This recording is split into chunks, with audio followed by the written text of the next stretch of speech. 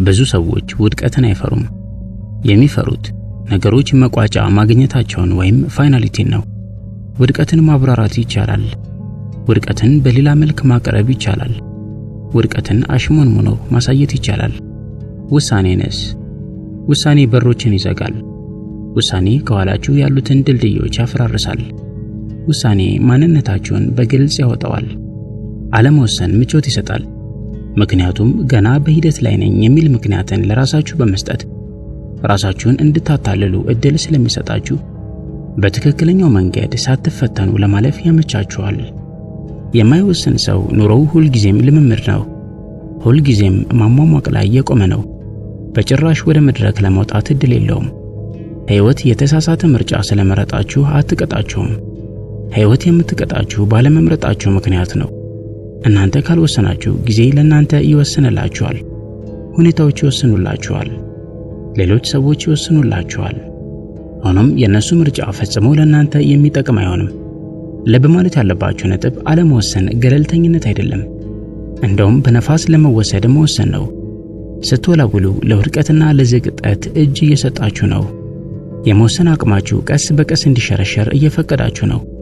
አንድ ቀን ጠዋት ስትነቁ በድንገት ራሳችሁን አቅመ ቢስ ሆናችሁ የምታገኙት ከመሰላችሁ ተሳስታችኋል። ውሳኔዎችን ለሌላ ጊዜ እያላችሁ በማስተላለፋችሁ ሳቢያ ግን አቅመ ቢስነትን በየቀኑ ትለማመዱታላችሁ። በኋላ ወይም ነገ በምትሉበት ጊዜ ሁሉ ራሳችሁን ለፍርሃት ታዛዥ መሆንን እያሰለጠናችሁት ነው። ቆራጥና የውሳኔ ሰዎች በተፈጥሮ ከሌላው ሰው የተሻለ ብልህነት ያላቸው አይደሉም። በተፈጥሮም ከሌላው የተሻለ ጀግንነት ያላቸው አይደሉም። ከሁሉም ሰው የተሻለ በራስ መተማመንም የላቸውም። ነገር ግን ሌሎች የማይረዱትን አንድ ሚስጥር ተረድተዋል። ነገሮች የሚጠሩት ወይም ክላሪቲ የሚመጣው ከቁርጠኝነትና ከውሳኔ በኋላ እንጂ ከውሳኔ በፊት አይደለም።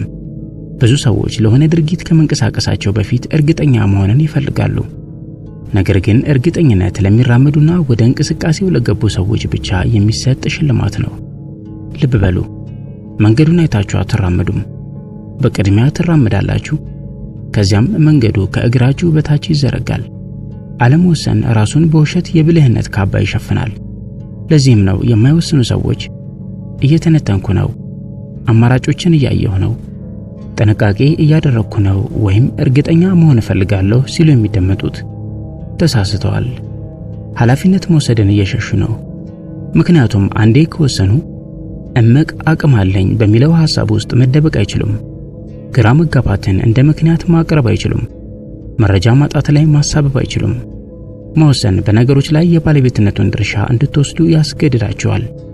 ባለቤትነት ደግሞ ማንነታቸውን ሰበብ በመደርደር ላይ ለገነቡ ሰዎች ያስፈራቸዋል። መራራው እውነት ይህ ነው።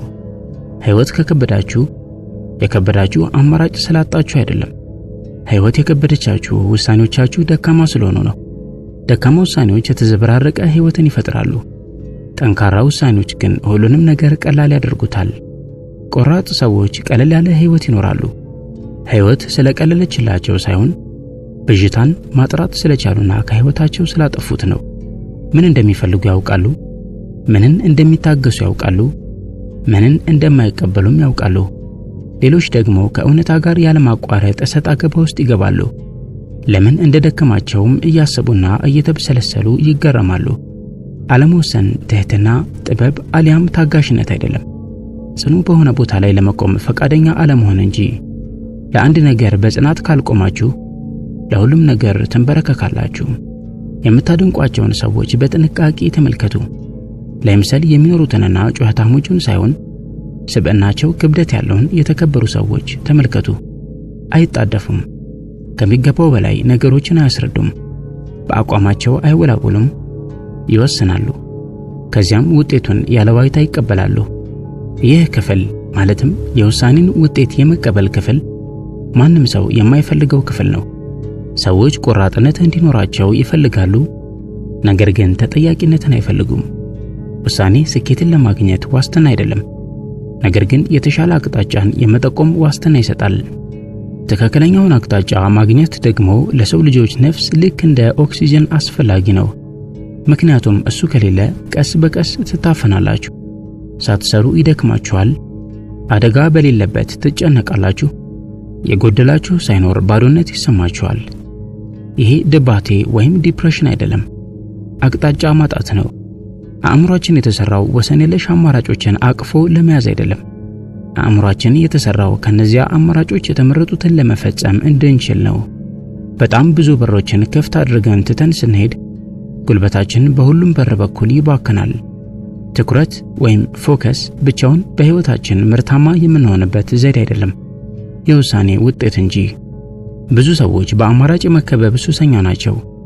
ግንኙነት ሲመሰርቱ መውጫ ቀዳዳ ያለው ግንኙነት እንዲሆን ይፈልጋሉ። ደህንነት ያለው ሥራ ይፈልጋሉ። ጥርጣሬ ያለበት እምነት ይፈልጋሉ። ነገር ግን አማራጭ የላቀና የተሻለ ውጤትን የማስመዝገብ ጠላት ነው። በግማሽ ልብ በያዛችሁት ነገር ላይ ታላቅ መሆን አትችሉም። ጥልቀት እንዲኖራችሁ ከፈለጋችሁ መስዋዕትነትን ትጠየቃላችሁ። መስዋዕትነት ደግሞ የውሳኔ ሰው መሆንን ይጠይቃል። የውሳኔ ሰው ማጣትን በተገቢው መንገድ መረዳት ይችላል። አንድን ነገር መምረጥ ማለት ብዙ ነገሮችን ማጣት እንደሆነ ያውቃል። እናም ያንን ማጣት ይቀበላል። መወሰን ያልቻለ ሰው የመምረጥን ዋጋ ሳይከፍል ሁሉም ውጤቶች እንዲከሰቱለት ይፈልጋል። አንድ ነጥብ በግልጽ እናንሳ። ግራ አልተጋባችሁም፣ ነገር ግን በሁለት ሐሳቦች መሃል ተወጥራችኋል። ምን ማድረግ እንዳለባችሁ ታውቃላችሁ። ሆኖም ዋጋውን መክፈል አልፈለጋችሁም ይሆናል። እናም እያወቃችሁ አለመፈለጋችሁን አምኖ ከመቀበል ይልቅ መልሱ ግልጽ እንዳልሆነላችሁ ታስመስላላችሁ። በዚህ መሃል የጠፋው የነገሮች መጥራት ሳይሆን ወይም ክላሪቲ ሳይሆን ድፍረት ነው። ውሳኔዎች ማንነታችሁን ይቀርጻሉ። ማንነታችሁን የምታገኙት ብዙ በማሰብ አይደለም። ማንነታችሁን የምታገኙት በጫና ውስጥ ሆናችሁ በምትመርጡት ምርጫ ነው። እያንዳንዱ ከባድ ውሳኔ ልክ እንደ መስታወት ነው። ከምንም በላይ ለምን ዋጋ እንደምትሰጡ ያሳያችኋል። ለምቾት ወይስ ለእድገት? ተቀባይነት ለማግኘት ወይስ ለእውነት? ለደህንነት ወይስ ትርጉም ላለው ሕይወት? ይህንን ገልጦ ያሳያችኋል። መወሰን የማይችሉ ሰዎች በቀላሉ ለመቆጣጠር ያመቻሉ። የሰዎችን ሐሳብ ይዋሳሉ። የራሳቸውን ፍርድ ለሌላ ሰው አሳልፈው ይሰጣሉ። ምክንያቱም እሴቶቻችሁን ካልመረጣችሁ ሌሎች ሰዎች እሴቶቻቸውን ይጭኑባችኋል። ቆራጥነት ወይም የውሳኔ ሰው መሆን ማለት ግትር መሆን ማለት አይደለም። ለህኝነትና ትዕቢትም አይደለም። ያለሙሉ መረጃ ወደፊት ለመራመድ ፈቃደኛ መሆንና አስፈላጊ ከሆነም መንገዱን ማስተካከል መቻል ነው። በሌላ በኩል አለመወሰን ማለት በተለዋዋጭነትና ስስነት የተሸፈነ ግትርነት ነው። ምክንያቱም ዓለም ለእናንተ እርግጠኝነትና ፍላጎት እስክትመቻች ድረስ ለመንቀሳቀስ ፈቃደኛ አይደላችሁምና። ይህንን ነጥብ ልብ በሉ። ቆራጥ ሰዎች ከማይወስኑ ሰዎች በበለጠ ፍጥነት ሐሳባቸውን ይቀይራሉ። ለምን? ምክንያቱም እንቅስቃሴ ላይ ናቸው። ያልወሰኑ ሰዎች ግን አንድ ቦታ ላይ ስለቆሙ ግምታቸውን የሚፈትሽ ነገር የለም። ይህንን ክፍት አእምሮ ወይም ኦፕን ማይንድድ መሆን ብለው ይጠሩታል። እንደ እውነታው ከሆነ ግን መቀዛቀዝ ልንለው እንችላለን። በታሪክ ውስጥ የታዩ ታላላቅ ለውጦች የጀመሩት በወቅቱ ምክንያታዊ የማይመስሉ ውሳኔዎች ላይ ተደግፈው ነው። ምክንያታዊ ሰዎች ነባራዊውን ሁኔታ ይጠብቃሉ።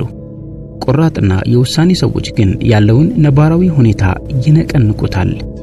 በራስ መተማመን እንዲኖራችሁ ከፈለጋችሁ በስሜት ላይ ተመስርታችሁ ለመገንባት መሞከራችሁን አቁሙ። በራስ መተማመን ስሜት አይደለም። በራስ መተማመን የኋላ ታሪካችሁ ውጤት ወይም ትራክ ሪከርድ ነው። የኋላ ታሪክ ደግሞ የሚገነባው በመወሰንና የውሳኔውን ውጤት ተቋቁሞ በማለፍ ነው። ለራሳችሁ ያላችሁን ክብር የሚገድለው ፈጣን መንገድ የገዛ ውሳኔዎቻችሁን ደጋግሞ መካድ ነው።